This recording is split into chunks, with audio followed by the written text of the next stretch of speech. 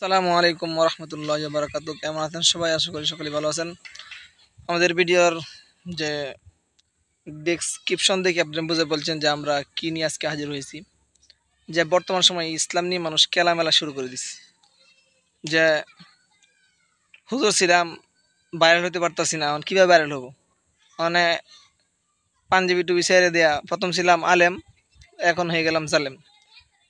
আগে 8 বছর ওয়াজ মাহফিল করছি, 5 বছর ইমামতি করছি, করার পরেও এখন মন চাইতেছে যে আমি কি হয়ে যাই, আমি একটা নায়ক হওয়ার চেষ্টা করি অথবা ফেসবুকে ভাইরাল হওয়ার চেষ্টা করি। ভাইরাল হইলে তো আবার কি দরুদ আস্তাগফার তওবা করে আবার কি শুদ্ধ হয়ে যাব।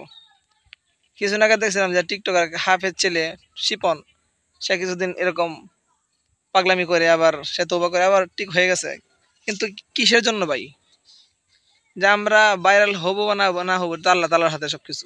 আমরাও তো ভিডিও বানাইতেছি, টুকটাক ভিডিও করতেছি, কিন্তু ভাইরাল হোক বা না হোক, 2-4-5 জনদের হোক, তাও যাতে শিক্ষণীয় হয়, তাও যেন ইসলাম ভিত্তিক হয়, ইসলামের পক্ষে হয়, বিপক্ষে যে না যায়। আজকে আমি যদি একা খারাপ করি, তাই ইসলামটাকে নিয়ে মানুষ হাসাহাসি ঠাট্টা বিদ্রুপ করা শুরু করে দিবি। তুমি 8 বছর নামাজ পড়াইছ, তুমি এরকমভাবে কি করছো? 8 বছর ওয়াজ করছো, 5 বছর নামাজ পড়াইছো, তোমার পিছনে শত শত মানুষ নামাজ পড়ছে, শত শত হাজার হাজার মানুষ তোমার ওয়াজ শুনে কি এরকম হেদায়েতের পথের চলা শুরু করে দিছে অথবা করছি না, কিন্তু তুমি কেন এই ভাইরাল হওয়ার নেশা তোমার এই দান্দা তোমার মাথার মধ্যে চলে আসলো?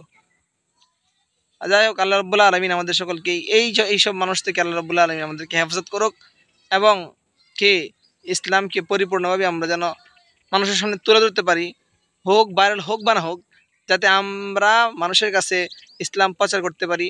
এটাই আমাদের আশা থাকবে, এটা আমাদের চিন্তা থাকবে, এটা চেতনা থাকবে। আর আমাদের কিছু দরকার নাই, আমাদের ভিডিও ভাইরাল হওয়ার দরকার নেই, এটাই আমরা চাই।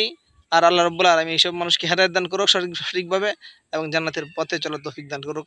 আমিন। আসসালামু আলাইকুম রহমতুল্লাহ।